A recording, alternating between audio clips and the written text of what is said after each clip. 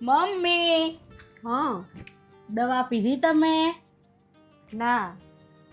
મને ખબર જ હતી તમે દવા નહીં જ પીધી હોય. હું લઈને જ આવી હતી. લો દવા પી લો ફટાફટ. ભૂલી જાઓ છો. નથી પીવાની ઈચ્છા. શું નથી પીવાની? અત્યારે જ પી લો. ચલો ફટાફટ મારી સામે જ. પછી ખબર છે કે બીપી લો થઈ જાય, ચક્કર આવે. લો.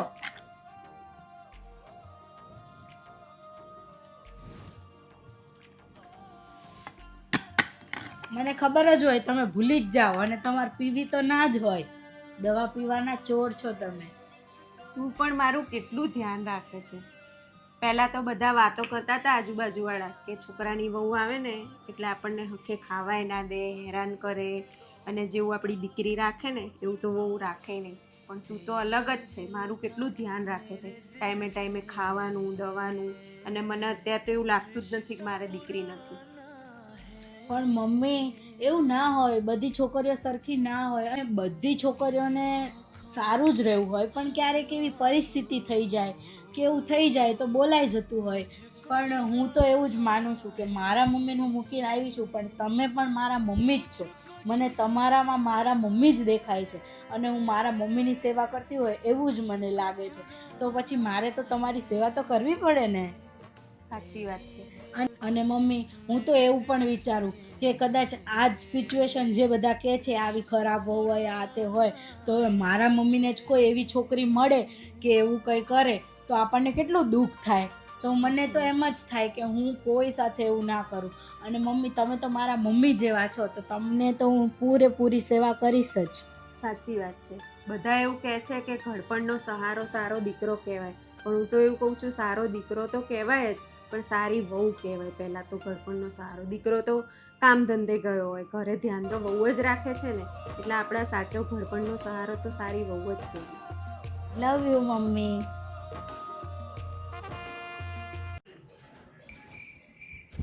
એ મમ્મી, તમે તો લગ્નમાં જવાના હતા ને કેમ ગયા નહીં આમ તૈયાર થઈ? અરે હું જવાની જ હતી, પણ મને છે ને ABCD થઈ ગયું હોય ને એવું લાગે છે. શું થઈ ગયું? ABCD. એટલે શું ABCD એટલે? અરે ABCD એટલે છે ને છાતીમાં ભરે છે ને પેટમાં દુખે ને ગડબડ થાય ને પછી લગ્નમાં જવું બધું ખૌત વધારે થાય એટલે ના ગઈ. એ મમ્મી, અને ABCD નો કહેવાય, એસિડિટી કહેવાય.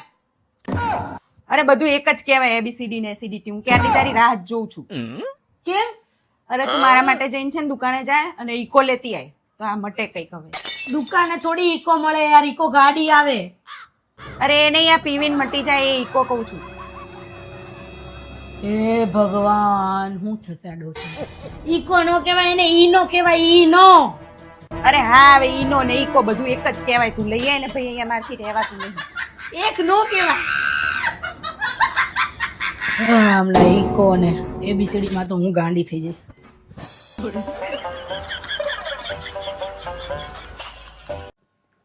હે મમ્મી, અમે 10 દિવસ ઘરે નહોતા તો તમને અમારી યાદ નહોતી આવતી? એટલે એમાં પૂછવાની વાત છે? આવે તો ખરી જ ને, રોજ યાદ કરતી હતી હું તો.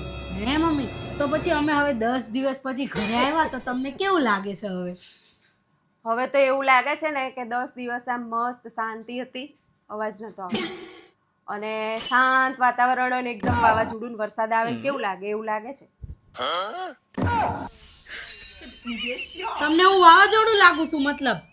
એટલે એવું નથી કહેતી, ઓલું 10 દિવસ અવાજ નતો ને અને એકદમ આયા ને તમે એટલે એવું લાગે છે.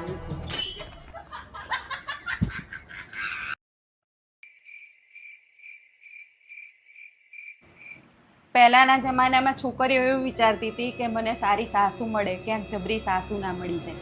અને હવેના જમાનામાં સાસુ એવું વિચારે કે અમને છે ને સારી ઘરનું કામ કરે એવી વહુ મળે, ક્યાંક આ રીલ બનાવવા વાળી વહુ ના મળી જાય. આખો દાડો રીલ બનાવ્યા કરે ને આપણે અહીંયા કામ કર્યા કરે.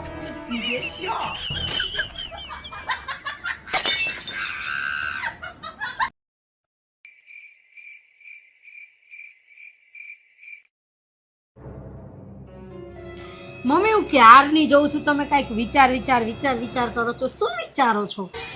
અરે હું એવું વિચારું છું કે મારે તો છે ને મોટું એક્ટર બનવું છે. હવે મોઢું ટ્રેક્ટર જેવું છે ને એક્ટર બનવું છે આમને? મને કે છે ટ્રેક્ટર જેવી, મને કે છે એમ તેજ જેવું છે દર્પણમાં ખટારા જેવી લાગે છે, પછી મને કે છે ટ્રેક્ટર જેવી. તમારું મોઢું ટ્રેક્ટર જેવું જ છે. હું ભલે ખટારા જેવી હોઉં, એક્ટર બનવું. કે શું છે? હું આ એક અઠવાડિયાથી જોઉં છું તું મારી જોડે હરખું બોલતી નહીં. મેં તને બોલાવીએ નહીં, બરાબર? મેં તને કશું કીધું નહીં. હું કામનું કંઈ નહીં કહેતી તને કે તું વહેલા ઉઠીને કામ કર કે ગમે તે. જ્યારે ઉઠવું હોય ત્યારે ઉઠે છે અને જે રસોઈ બનાવી એ બનાવે. કામે જ્યારે કરવું હોય ત્યારે કરે છે. તો હું કંઈ જ બોલી નહીં. તો હવે તારે કંઈ કહેવું છે આમાં? હા કેવું છે ને mummy, thank you so much કે તમે મને અઠવાડિયું શાંતિ આપી, મારી જોડે બોલ્યા નહીં. મને બહુ ગમ્યું.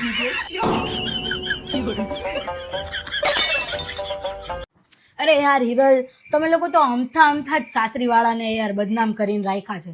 અરે બધા સરખા ના હોય યાર, તો શું યાર, તમે લોકો જ નકરું સાસરીવાળાનું ખોદ કરો. આપણે સારા હોઈએ ને તો એ લોકો સારા જ હોય. હા હું તો એમાં જ માનું. હું તમને બધાને ખોટા પાડીને બતાવીશ. તમે જેમ કહો છો ને કે સાસુ આવી હોય, સાસુ તેવી હોય, સાસુ સારા હોય, આપણે સારું બનવું પડે એના માટે. તો તું મને યાદ કરજે. હા સારું. ખાલી સાસરીવાળાને બદનામ કરીને મારા સાસુ તો બહુ સારા હશે, હું સેવા કરીશ એમ. મમ્મીજી લો પાણી.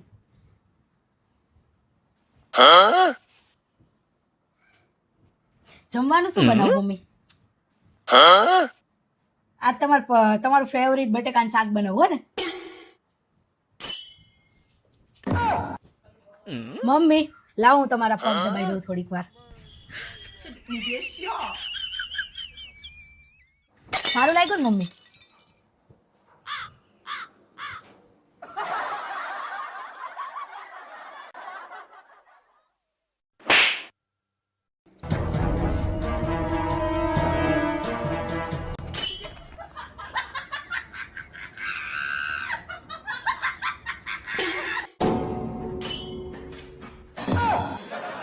અરે યાર હિરલ, તું ને આ દુનિયાવાળા જે કહેતા હતા ને બધું સાચું છે.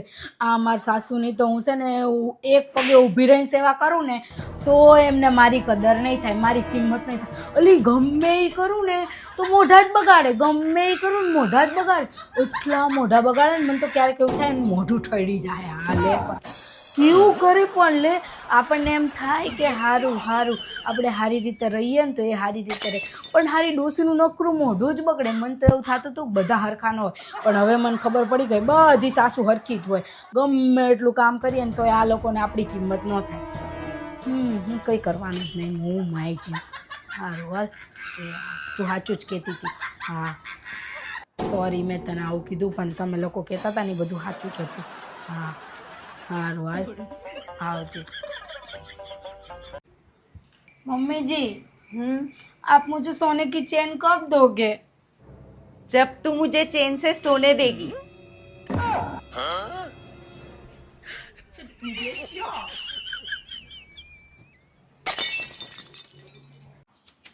અમદાવાદમાં કમળાએ લીધો 18 જણનો ભોગ, વડોદરામાં કમળાએ લીધો 20 જણનો ભોગ, સુરેન્દ્રનગરમાં કમળાથી 10 જણ પીડિત. બાપરે બાપ, બહુ કહેવાય આ તો.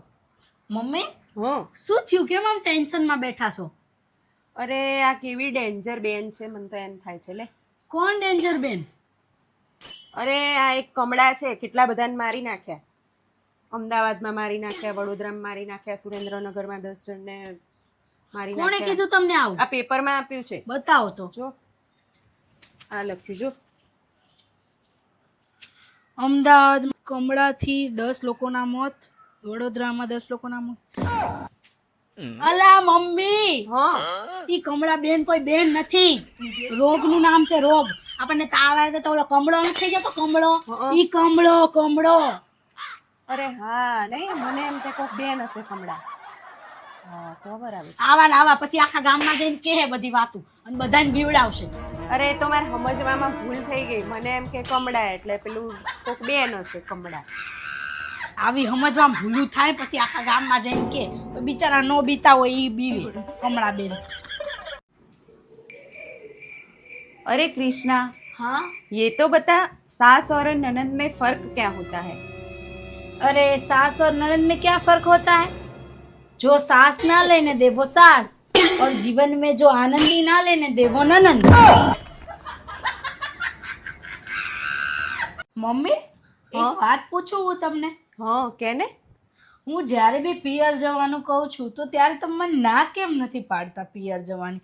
બધાના સાસુ તો કેવા હોય, ના પાડી દે આમ તેમ. તમે તો મને કોઈ દિવસ ના જ નથી પાડી પિયર જવા દેવા માટે. જે ઘરમાં આપણે બચપન વિતાવ્યું છે એને ભૂલવું કંઈ આસાન થોડું છે. અને આમ પણ અમે જ્યારે મારા લગ્ન થયા ને ત્યારે એકલા રહેતા હતા, તો મારે ક્યાંય જવું હોય તો જવાતું નહોતું મારે પિયર, અને ફોનની પણ સગવડ નહોતી. યાદ આવે તો ખૂણામાં બેસીને 2 આંસુ પાડી લેતી હતી, પણ પિયર જવા નહોતું મળતું મને. વર્ષો વીતી ગયા ત્યાંથી વિદાય લીધી, અને વર્ષો વીતી ગયા નવી દુનિયા વસાવી. છતાં પણ યાદ આવે છે એ સમયની જે પિયરમાં વિતાવ્યો હતો. ઓતપ્રોત છું જિંદગીમાં, ઘર પરિવાર અને બાળકોની ખુશીમાં, છતાં પણ જ્યારે નામ આવે છે એ ઘરનું ખોવાઈ જાઉં છું પિયરના વિચારોમાં. કંઈક જૂની વાતો, કંઈક જૂની યાદો હજી પણ દિલમાં વસાવેલી છે. બધી સહેલીઓની સુંવાળી વાતો હજી પણ દિલમાં વસાવેલી છે. યાદ આવે છે હજુ એ જ પિયરની વાતો. મમ્મી મમ્મી ક્યાં ખોવાઈ ગયા તમે? વાત કરતા કરતા ખોવાઈ ગયા તમે એકદમથી. શું થયું? અરે કંઈ નહીં, હું તો એવું વિચારું છું કે પિયરને પારકું કરી અને બીજાને પોતાના બનાવવા એ કંઈ સહેલી વાત નથી. એ એક સ્ત્રી જ કરી શકે છે. એ વાત તો તમારી સાચી હો. એટલે હું તું જ્યારે કહે છે ત્યારે હું ત્યારે તને ક્યારેય ના નથી પાડતી. મારે આટલા વર્ષ થયા તો મને પિયરની યાદ આવે છે તો આંખમાં આંસુ આવી જાય છે, તો તને તો હજુ 2 વર્ષ જ થયા છે લગ્નના, તો યાદ તો આવે જ ને. તમે મને બહુ સમજો છો મમ્મી. એક સ્ત્રી જ સ્ત્રીને સમજી શકે.